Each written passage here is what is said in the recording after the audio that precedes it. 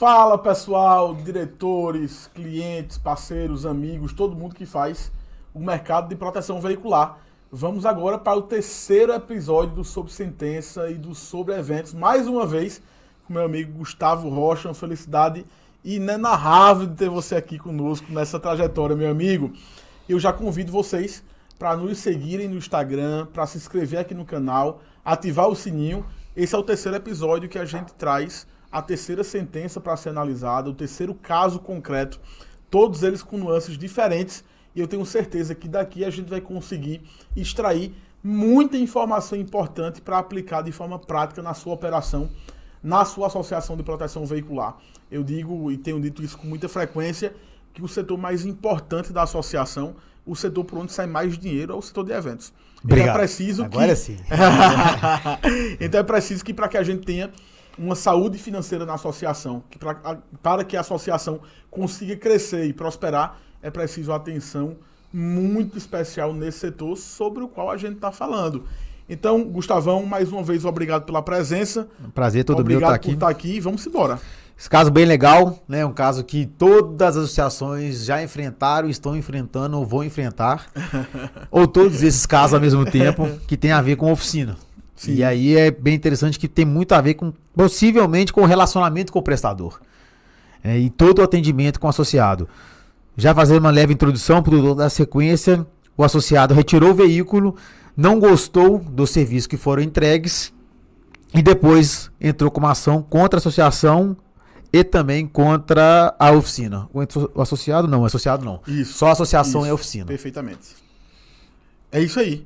Deixa eu fazer uma colocação aqui inicial, que eu acho que é super importante, que vai pautar não só essa sentença, e mais uma vez eu lembro aqui a vocês, que se quiser ter acesso a essas decisões judiciais para acompanhar conosco aqui, de fato, enquanto a gente produz esse conteúdo, você acompanhar essa sentença, se inscreve aqui no canal, coloca seus dados e você vai receber toda quinta-feira às 19 horas o PDF dessa sentença para você ir acompanhando. Mas aqui a gente já tem uma passagem da decisão, logo na parte introdutória, Gustavo, em que o juiz diz o seguinte: em que pese as alegações autorais, estas não merecem prosperar, pois não se incumbiu o autor, né, no caso o associado, ao menos minimamente, de provar fato constitutivo do seu direito. A gente tem conversado muito sobre isso, Gustavo. O juiz julga com base no que está no processo. Quem não é da área jurídica tem o costume de pensar que o juiz é um deus. Ele tem condição de saber o que aconteceu ali naquele caso e ele vai tomar a melhor decisão possível. Não. Ele vai apenas julgar com base no que foi produzido no processo. Nesse caso, o juiz já começa aqui a decisão dizendo que o autor da ação, no caso o associado, não se preocupou, não conseguiu minimamente de provar o que ele estava alegando. Mas não são raras as vezes que acontece o contrário. A associação tem direito, a associação está correta, mas o autor colocou ali a versão dele da história, a associação não teve a habilidade de provar o contrário, com provas, com testemunhas, com documentos, e perdeu a ação. Então é importante a gente ver que esse livre convencimento do juiz, às vezes ele nos beneficia, que é nesse caso aqui, mas às vezes ele pode nos atrapalhar também. Então a associação precisa ter o controle mínimo de colher essas provas durante toda a abertura de eventos. Esse é um trabalho importante que Gustavo ajuda a associação a fazer para munir o judiciário, munir o escritório da advocacia com essas informações e essas ferramentas, tá? Então isso já é um fator extremamente relevante. Mas sobre o caso prático, o que é que o juiz alinha aqui? Ele diz o seguinte: em que pese o autor versar que após estar na posse do veículo, ou seja, Gustavo, depois de pegar o veículo reparado, este apresentar defeitos em decorrência de reparos mal feitos pela ré, no caso pela associação, não há nos autos nenhum protocolo de reclamação, telefonema, e-mail, conversas no WhatsApp ou qualquer canal de comunicação que demonstre tal situação. O que é que eu queria entender de você, Gustavo, nesse caso prático aqui? Quais são os cuidados que a associação tem que ter na hora de pegar o veículo para ser reparado, levar para a oficina, que via de regra é um terceirizado, pegar esse veículo de forma consertada, reparado posteriormente, entregar ao associado. Perceba que são 4 ou 5 etapas importantes e nessas etapas é preciso que sejam produzidas provas. Como é que você indica que isso tem que ser feito aqui de forma a não gerar um problema posterior? Ótimo. É legal a gente fazer uma série de reflexões, tá? Jogando elas primeiramente. A oficina é um prestador de serviço, ou associado ou terceiro em nada tem relação com a oficina. É óbvio que o associado pode estar escolhendo a oficina, então a responsabilidade é dele, perfeito, a garantia é dele, perfeito, enfim. Perfeito. Na grande maioria dos casos, podemos falar 99% dos casos, inclusive do meio securitário, o segurado ou o associado, eles preferem levar para as oficinas credenciadas. A relação comercial dessas oficinas é com a associação. Sim. Primeiro ponto. Sim. Até por isso que essas oficinas estão no polo passivo dessa ação. Perfeito. É comum que as associações sequer tenham um contrato com esse prestador. Né? Não estou falando de contrato de estar colocando o valor da mão de obra, o valor da hora pintura, linear ou não. Estou falando sobre a responsabilidade. Porque se esse carro sumir na oficina, quem vai pagar? Sim. Se esse carro tiver já aconteceu, tá? Exatamente. Recentemente teve um caso que a oficina colocou o carro na rua e teve uma enchente e o carro pegou e, enfim, quase deu PT, uma BMW. Funcionário dirigindo o veículo e batendo. Acho que já teve vários 3 ou 4 casos aqui. Exatamente. Então tem que ter um contrato, né, que resguarde a associação do que o prestador dela está fazendo. Sim. Esse é um ponto. Segundo, existe um acompanhamento efetivo de como é feito o reparo desses veículos? Porque se você demonstra numa ação judicial que foi acompanhado, foi entregue a qualidade das peças, como foi feito o reparo, como o veículo estava antes, e não simplesmente o carro entrou e a foto dele pronto, isso é um outro indicativo de como o serviço foi feito. E por último, nós, numa prestação de serviço, existem falhas. Sim. Né? É normal, sim, é possível de acontecer. E a oficina tem o direito de reparar a falha dela. Nós estamos falando sobre a garantia do serviço. Sim.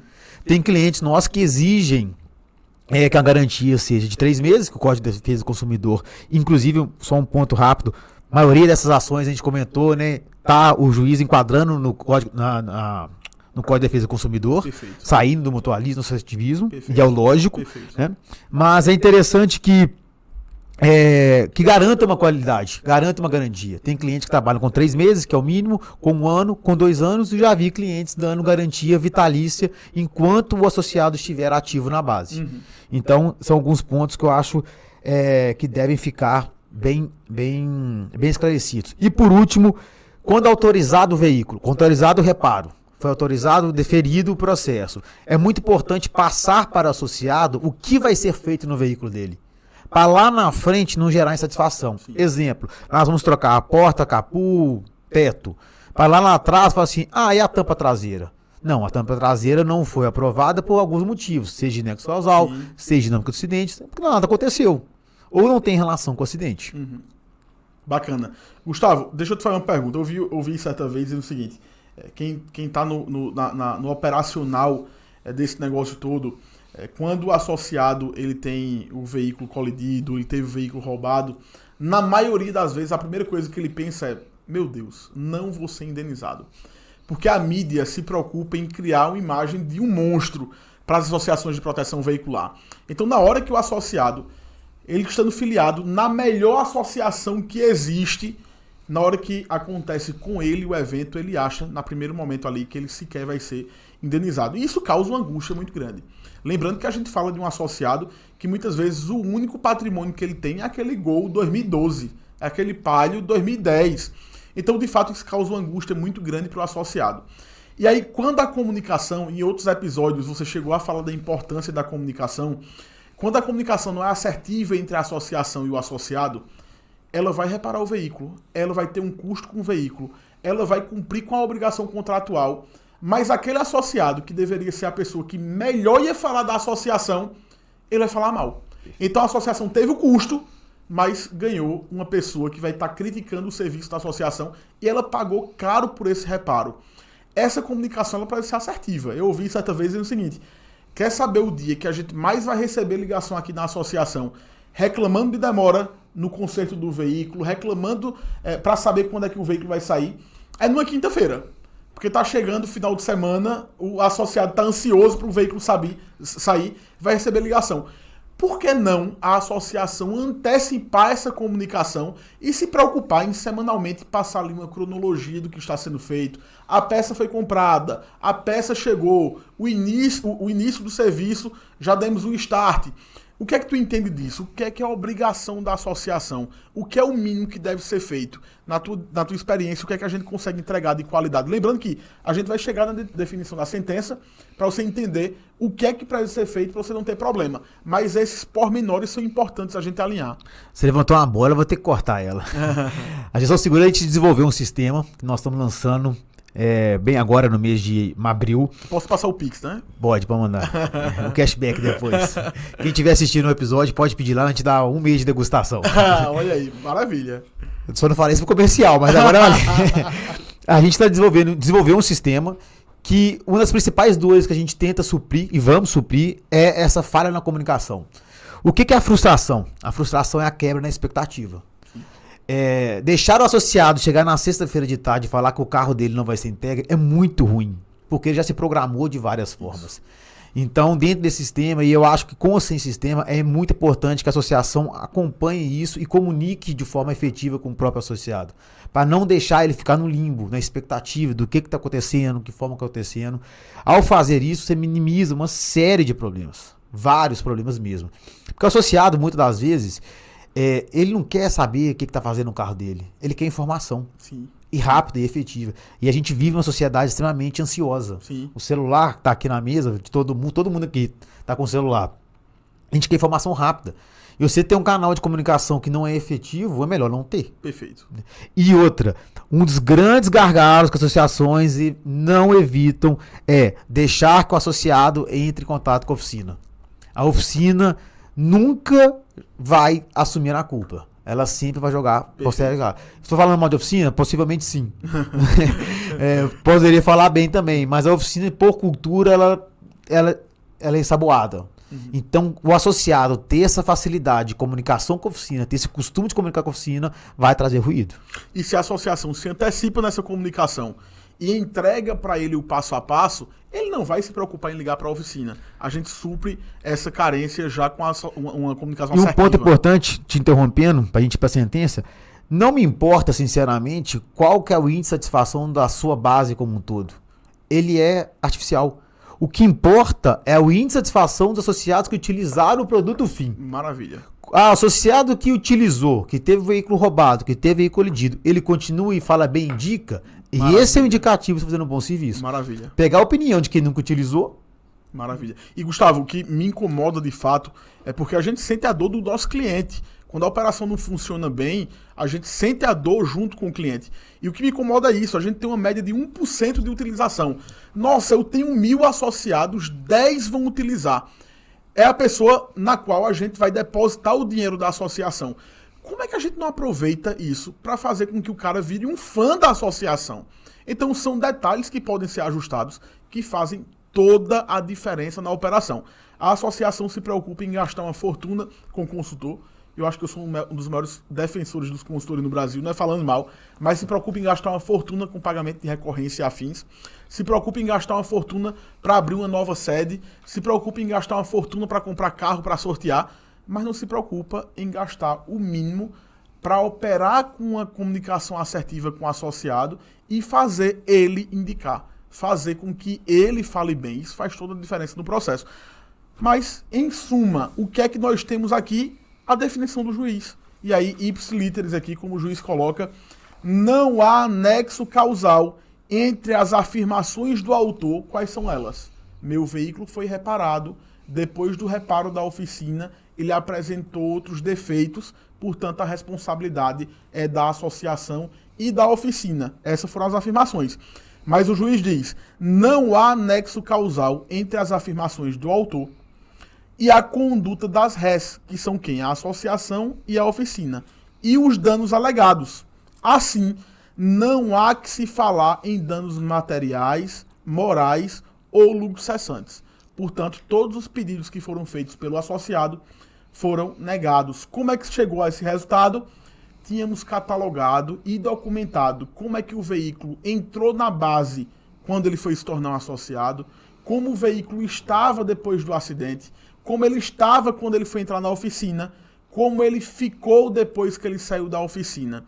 Então, tirando uma fotografia, e não uma fotografia no sentido literal da palavra, mas uma fotografia, o status quo que ele estava em cada um desses momentos, fica claro se há responsabilidade ou não. E nesse caso específico, não havia responsabilidade. Então, se essa etapa é conduzida de forma eficiente pela associação, não existe brecha para a gente dizer, depende da cabeça do juiz. Fica comprovado e o resultado é uma vitória no processo judicial. Mas, Gustavo, eu queria aproveitar um último minuto aqui para fazer uma pergunta que eu acho importantíssima. Em algumas associações tem sido interessante aplicar uma coisa que as próprias seguradoras têm aplicado, que é o seguinte: a gente tem um veículo cuja FIP é R$80 mil. Houve uma colisão, o associado cumpre os requisitos e o valor daquela colisão, daquele reparo, vai trazer um serviço de R$10 mil, de peça e serviço. As associações têm feito propostas para o associado dizendo assim: eu não vou fazer o reparo do veículo se você quiser. Eu vou te indenizar no valor do orçamento, no valor de R$10 mil, e você busca fazer esse reparo. E muitos associados pensam o seguinte: poxa, eu tenho um amigo que é dono de uma oficina, eu tenho um amigo que é dono de uma casa de peça, eu não vou nem gastar os R$10 mil. Eu vou conseguir fazer o reparo até mais barato e vou até ganhar dinheiro. Vou aceitar essa proposta. O que é que vem de positivo para a associação? Ela não se responsabiliza com o serviço. Com a comunicação com o associado, com eventual defeito na prestação do serviço, ela se desincumbe de toda a responsabilidade. E, de fato, não tem como o associado não ficar satisfeito. Ele recebeu, foi indenizado, ele sim vai falar bem da associação. O que é que você acha dessa prática? Eu acho muito boa. Tem uma grande associação, uma das maiores do Brasil, que utiliza isso de uma forma muito efetiva. Se eu não me engano, dá até o nome de Fast Track nesse serviço. Eu acho muito bom, mas tem que ter cautela, porque primeiro vai impactar no seu caixa, porque muita associação trabalha de forma alavancada, vai puxar para um presente o pagamento. Segundo, que em regra o seu evento vai ficar um pouco mais caro. Porque a associação ela tem um poder de barganha, um poder de regulação maior que o próprio associado. Você não pode falar, toma 5 mil e repara. Ele fala, mas vou comprar onde a peça? Então é legal que você tenha uma gordura para dar margens para ele conseguir negociar. Mas então você tem que equilibrar o quanto mais caro fica e qual a quantidade de problemas que você está eliminando. Exemplo, peças. O problema de peças não é a cotação de peças. Qualquer pessoa legalmente consegue cotar peças. Exagerei um pouco, mas qualquer pessoa que bem direcionado concordo com você. O problema das peças é a peça chegar, a peça certa chegar, que tempo chegar, serviços logísticos. Nós estamos falando de um país continental. Então, eu acho uma excelente ideia, desde que seja bem executada com bons processos. Perfeito. Isso cabe da sua operação, isso está certo para a sua operação, depende. A gente tem que entender como é que funciona a sua operação, como é que está seu financeiro, mas muitas vezes isso já foi aplicado. O Gustavo traz um caso prático, eu tenho conhecimento de alguns outros casos práticos. Isso resolve uma série de problemas na associação e talvez um custo pecuniário que aumentou um pouco, resolveu um monte de problema e vale a pena financeiramente a gente operar dessa maneira. Fica a dica para você ver se vale a pena na sua operação ou não. Em resumo, o que temos aqui hoje: serviço alegado pelo associado que foi prestado de forma ineficiente. A responsabilidade é da associação, porque ela quem contratou a empresa terceirizada para fazer esse reparo. A associação precisa comprovar que o serviço não foi feito de forma inadequada. A associação tem que se preocupar em provar isso. Como é que prova? Fazendo toda essa dinâmica de registro de informações desde a hora que o associado se torna um filiado, porque o problema começa na filiação dele, até a hora que vai entregar o serviço reparado para o associado, o carro reparado para o associado. Tem contrato com a oficina? Tem que ter contrato com a oficina, esse contrato tem que ser revisado pelo seu jurídico, então perceba que é um trabalho preventivo que tem que ser desenvolvido. Se for desenvolvido, depende da cabeça do juiz. A gente traz o risco para quase zero. Pequena observação, e depois eu faço o trabalho de William Bonner, do nosso amigo aqui, e já faço as despedidas. Tem um detalhe importante, não é o caso dessa negativa, tá? Mas existe bastante que são, não o agravamento, mas o agravamento do dano por desgaste natural. Sim. Então, quando a associação tem um conhecimento técnico e ela consegue comprovar que houve desgaste natural, é possível a negativa. Nesse caso, a gente está falando sobre nexo causal dinâmico do acidente. Mas o desgaste natural ocorre muitas das vezes. Encerrando, pessoal, não deixe de acompanhar o canal. Se inscreva, ative o sininho, curta o like, compartilhe e a gente se vê na próxima quinta-feira às 19 horas. Rapaz, o homem tá ficando fera, viu? Então, exatamente. Faz o que ele mandou, nos acompanha aqui até o próximo episódio. Me siga na rede social.